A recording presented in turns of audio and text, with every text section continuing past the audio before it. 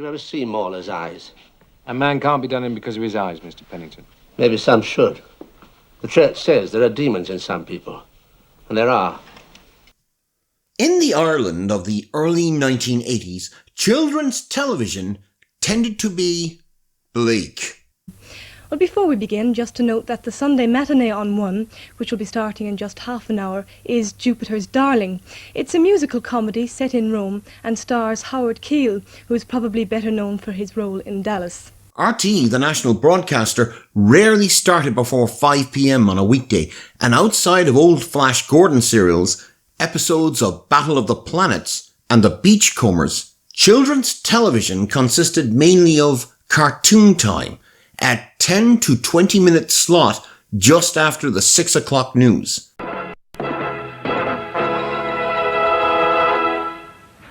Good evening. The headlines. The Ministers for Labour and Transport are to call in the parties in the Aer Lingus strike for talks within the next few days. A time slot that if you were a kid, RTE seemed to treat as a game of Russian roulette.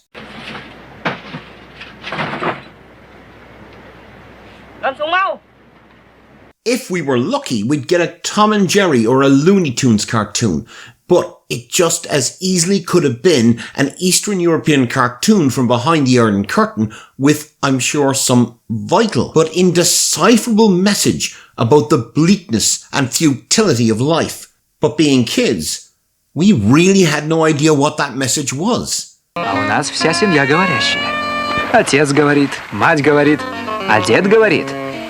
Делай добро, бросай его в воду, оно не пропадет. But there was one cartoon that became the bane of an entire generation of Irish children. A cartoon so often repeated that on hearing its opening notes floating out over the air from our televisions, that it would cause our hearts to sink, dashing any hope of something new, something fun, as we screamed aloud, "Not again!" I'm talking about Hamilton, the musical elephant. But before you ask, why am I bringing this up? Well, it turns out it wasn't just the children of Ireland that sensed the full eldritch horror of Hamilton, but the makers behind the subject of today's review, who placed the trumpeting elephant at the centre of one of its set pieces, a 1978 horror film whose lead barely a decade before had been one of the top box office stars internationally, but who now was prematurely entering the alcohol-sodden twilight of his career. A film filled with predictability and cliché, yet with individual scenes and performances of near brilliance, that 50 years later, you find yourself unable to look away. 1978's The Medusa Touch. So, what did I think?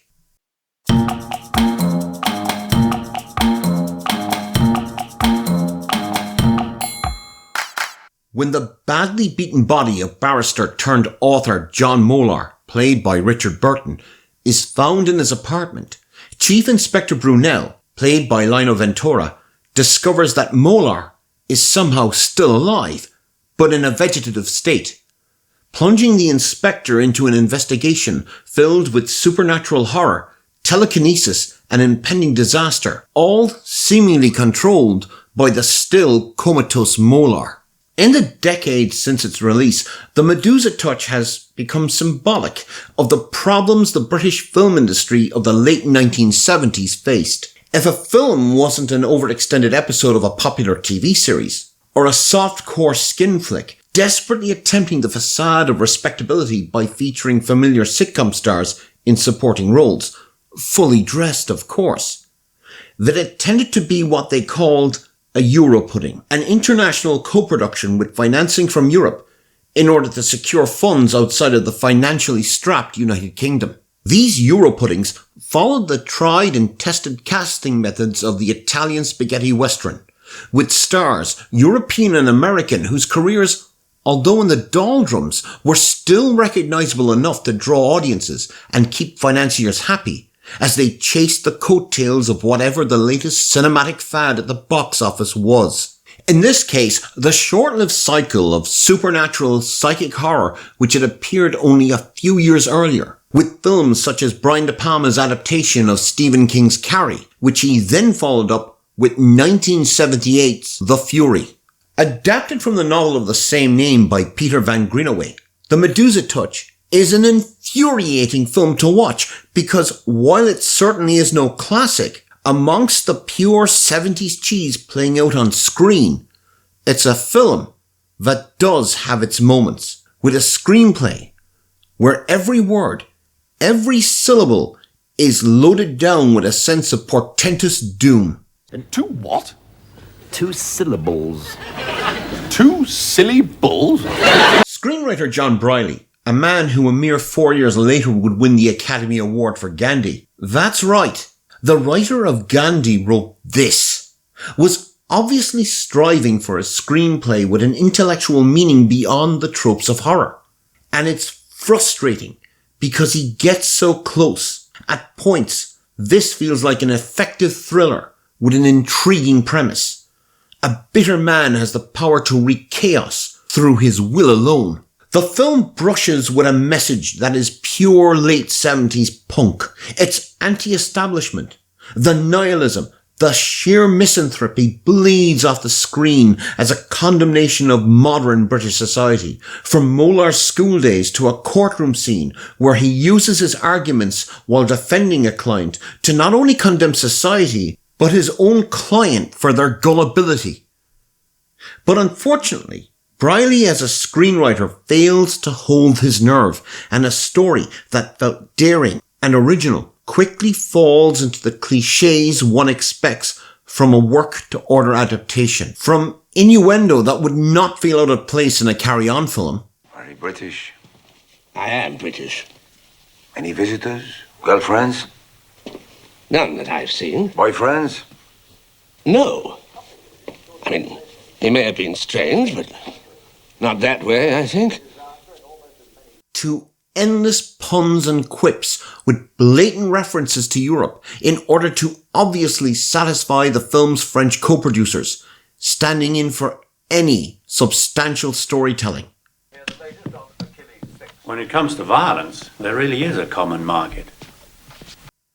The schizophrenic nature of Briley's screenplay can be summed up by the wildly contrasting nature of two of the film's key set pieces. One, looking back 5 decades on, is utterly chilling to watch today, as Molar, in a demonstration of his powers, which are never clearly explained, seems, through sheer force of will alone, to cause an airliner to crash into a high-rise tower in the heart of London, foreshadowing disasters yet to come in the real world. Compare that to an earlier scene, which comes off as silly to the point of self-parody. As Molar's upstairs neighbours argue over a fish dinner, Hamilton, the musical elephant, see, I told you he'd come into this, blares from their television. A frustrated Molar, unable to concentrate, shouts out, "For God's sakes, woman, jump!" which the wife promptly does. Her husband, in the kitchen unaware of what she has done, comes into the living room, sees that his wife is missing and that the living room window is wide open. Now, anyone else, fearing the worst, would go to the window. But instead, the husband, before doing so, watches the end of the cartoon. It's a moment so stupid, Grace?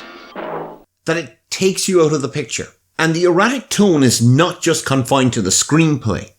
Director Jack Gold, best known for the groundbreaking TV movie The Naked Civil Servant and the criminally underrated war film Aces High, wildly swings between visually daring compositions to flat, play-for-today interior shots, to the point it feels you're watching a J.B. Priestley play, while one or two ill-judged jump scares makes you realise perhaps Gold was not the correct choice to direct a horror film. Where the Medusa Touch excels is in performances. Army of Shadows' Lino Ventura plays the French police inspector Brunel seconded to the Metropolitan Police. Ventura has a physical presence second to none, and there is a fantastic relationship with his partner, Sergeant Duff, played by Indiana Jones in The Last Crusade's Michael Byrne. Watching a scene where he tries to teach the sergeant French cuisine and how to cook it anticipates the buddy-buddy cop movies of the 1980s. It's even more impressive when you realise Ventura has been dubbed. Even the French co-producers realised his accent was too thick to understand, so Ventura was dubbed by David de Keyser, an actor Ventura personally endorsed. To attract American audiences, Lee Remick was cast as Dr. Zonfeld, molar psychiatrist and a woman with something to hide. In the original novel, Zonfeld was an elderly man, so the running gag in the film is that everyone is expecting a man. Remick was reluctant to appear in another horror film after The Omen, but she gives an assured performance as the deceptive doctor. The supporting cast is a veritable who's who of British actors, with Harry Andrews as Brunel's chief inspector, who is surprisingly accepting of Brunel's theory of a telekinetic killer. While upcoming at the time actors Derek Jacobi and future Sherlock Holmes Jeremy Brett, who each turn up for one scene, one as Molar's publisher, the other Molar's wife's lover, and both steal the show. They obviously read the screenplay and decided to give far better performances than the story deserved. But the film truly is Richard Burton's. Burton's career was in decline, having gained a reputation as an alcoholic difficult to work with on set. But here, every second he is on screen, he holds the camera as he delivers his lines, the rich tones of his voice amplifying the misanthropy in every written word. Well, there's only really one issue. Are you prepared to let her go? Let her go? My dear fellow, if I weren't a faintly interested party, I'd appear for you myself. Somehow, making the most disturbing moments the close-ups on his face, his eyes sparkling with so much hatred as he spits out his words with venom. You yourself, like those on screen, want to turn away, but you find you can't until the last credit has rolled. Order! Order! Knock it off! With a finale in which people act stupidly to propel the story along and cathedrals crumble, crushing their victims under the weight of styrofoam as church bells bounce like rubber balls, I feel pretty confident in repeating the Medusa Touch is no classic, but it also has its moments, despite how few and far between they may be, with a final line uttered by Gordon Jackson besides the body that is obviously not Richard Burton, that stays with you far longer than it deserves. Windscape. The nuclear plant.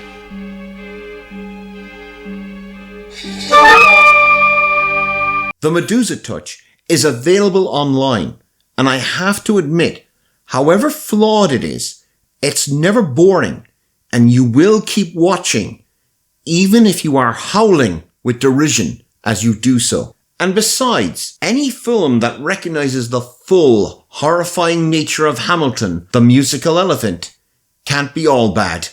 Are you not entertained?